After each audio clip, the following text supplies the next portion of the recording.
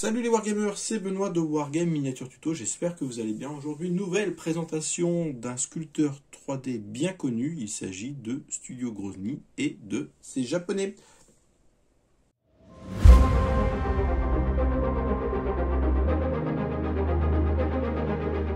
Nous voici donc à l'atelier pour découvrir le superbe travail de Studio Grozny, donc qui est maintenant présent sur la scène 3D depuis quelques temps. Ça devient vraiment un incontournable de l'impression 3D. Vous pouvez notamment retrouver son travail sur Wargaming 3D.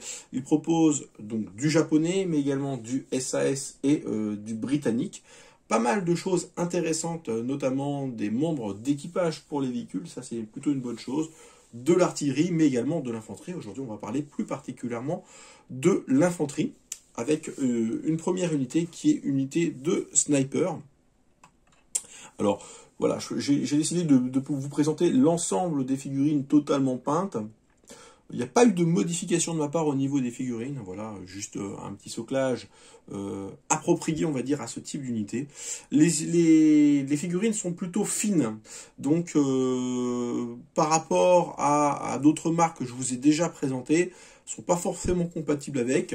Ça match très très bien avec le leader, hein, Warlord Games, mais avec peut-être des positions et une sculpture qui est un peu plus réaliste. Donc ça ravira les puristes.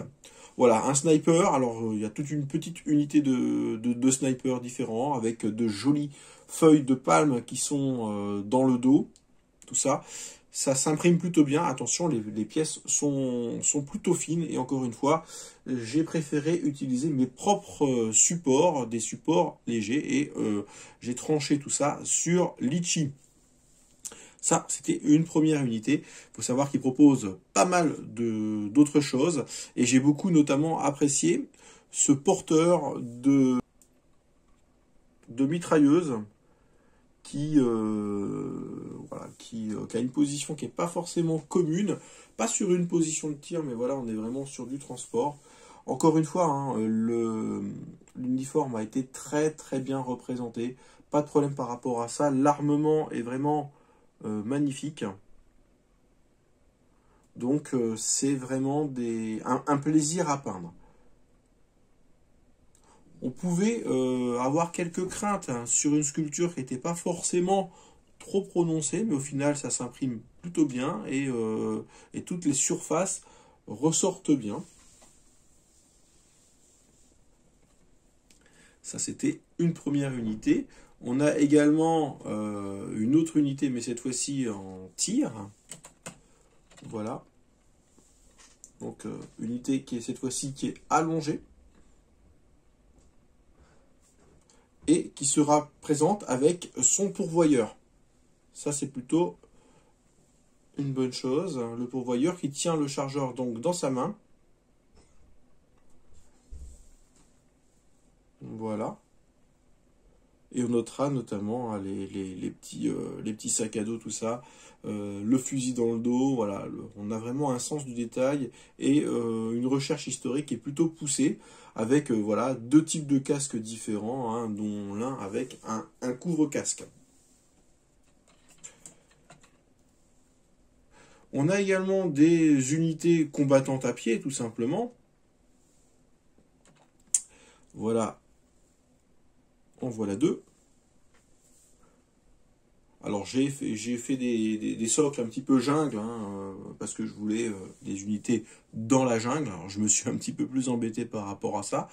Voilà, ça met un petit peu en valeur les figurines. Ici je suis parti sur un casque type jungle avec un petit peu de flocage dessus. Ça rajoute un petit peu quelque chose. Assez intéressant au niveau des fusils parce que voilà, on est sur des positions qui sont différentes. Il faut savoir que voilà, le sculpteur propose quand même une belle variété au niveau des personnages et les poses sont toutes différentes. Le type de casque également, type de casque avec des cordes ici. Le fameux filet qu'on peut retrouver sur certains casques japonais, moi je trouve ça plutôt intéressant. La sculpture est fine, hein, ça va demander quand même une belle précision et ce sont des figurines que je recommande quand même à des gens qui ont déjà un petit niveau de peinture. Voilà encore ces personnages-là. Alors, j'en ai d'autres. Ici, voilà, que j'ai personnalisé un petit peu. Donc, une unité qui jette une grenade. Donc, les grenades qui correspondent bien aux grenades qui étaient utilisées à l'époque. Et une unité qui avance, alors que j'ai décidé de représenter avec un petit drapeau qui me restait d'une boîte de chez Warlord. C'était du Rabio, ça me permet un petit peu de personnaliser tout ça. Encore une fois, les casques, je les ai représentés avec un petit peu de camouflage, je trouvais ça plutôt rigolo. Plutôt une belle chose. Au niveau des visages, les visages sont plutôt fins et ça va demander quand même pas mal d'attention pour pouvoir faire ressortir les expressions. Mais encore une fois, des unités qui sont tout à fait intéressantes à peindre et de très très jolies positions. Ça peut être un très très bon complément à des unités que vous avez déjà. Si vous êtes parti notamment sur la boîte Island Assault que je vous avais déjà présentée, ça match très très bien avec les figurines. Alors on va rester sur une mitraillette. Alors voilà, vraiment en position de tir avec des lunettes de vue pour ce tireur japonais. Les éléments sont très très fin, alors qui dit très fin dit fragile. C'est pour ça que je suis parti sur des bases qui sont aimantées. Mais encore une fois, là, j'aime bien cette position un petit peu à la Rambo, c'est-à-dire, voilà, il va venir, il va faire la différence. Et contrairement à son homologue qui portait tout simplement la mitrailleuse sur son épaule, ici on est vraiment sur quelque chose d'attaque. Alors, ça peut être intéressant également d'avoir diverses figurines. Hein. Pour ce personnage-là, on peut très bien imaginer que la position couchée correspond au même personnage sans aucun problème. Alors, on parlait tout à l'heure de mitrailleuse légère. On a une mitrailleuse ici qui est une mitrailleuse moyenne. Avec son pourvoyeur, encore une fois, donc on peut mettre à côté, avec les bandes de munitions. Je trouve que Studio Grozny fait de très très jolies choses au niveau des servants, notamment des servants d'artillerie. Alors, il propose également de l'artillerie et pas mal un joli travail, j'allais dire plutôt, sur les passagers et les membres d'équipage.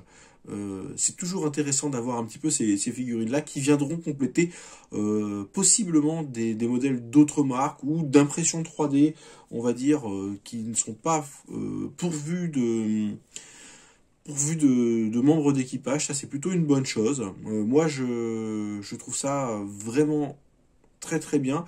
Et pour les fans de conversion, on peut imaginer pas mal de choses intéressantes. Les possibilités sont vraiment infinies. Alors ici on n'est que sur la gamme de japonais, mais bon, sur la gamme de SAS notamment, je pense un petit peu à ça. SAS du désert, ils ont vraiment de très très jolies choses. Alors ici, voilà, qui fera un très très joli observateur. Donc avec des jumelles, tout ça. Encore une fois, j'ai décidé de représenter ça sur un socle de jungle. Non armé, donc voilà, ça peut être un... Je crois qu'à la base, c'est un membre un servant d'artillerie. Où il était... non, il était avec la mitrailleuse lourde. Celui-là, on peut l'utiliser pour plein d'autres choses. On peut également le mettre dans un véhicule ou s'en servir comme observateur d'artillerie. Vraiment hyper intéressant ce type de figurine qui passe un petit peu partout. Et on en finit avec ce fusilier, hein, voilà, sur une position de tir qui est tout à fait classique. Alors encore une fois, hein, j'ai utilisé la technique de peinture que je vous avais déjà présentée sur ma chaîne. Hein, vous trouverez le lien en haut à droite.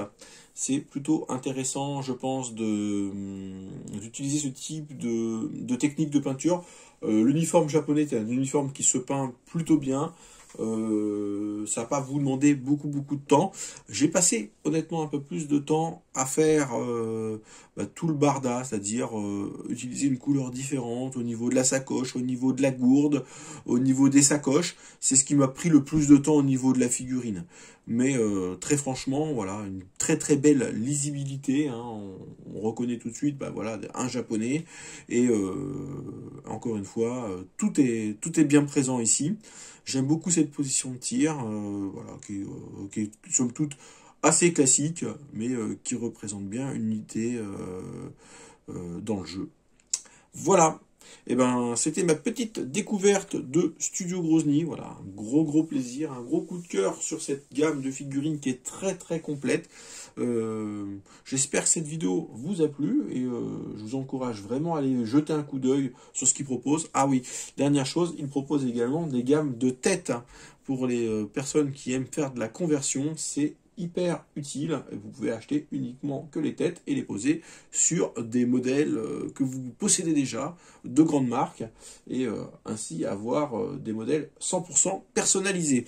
Voilà, j'espère que cela vous a plu. Je vous dis à très bientôt pour de nouvelles aventures. Ciao ciao.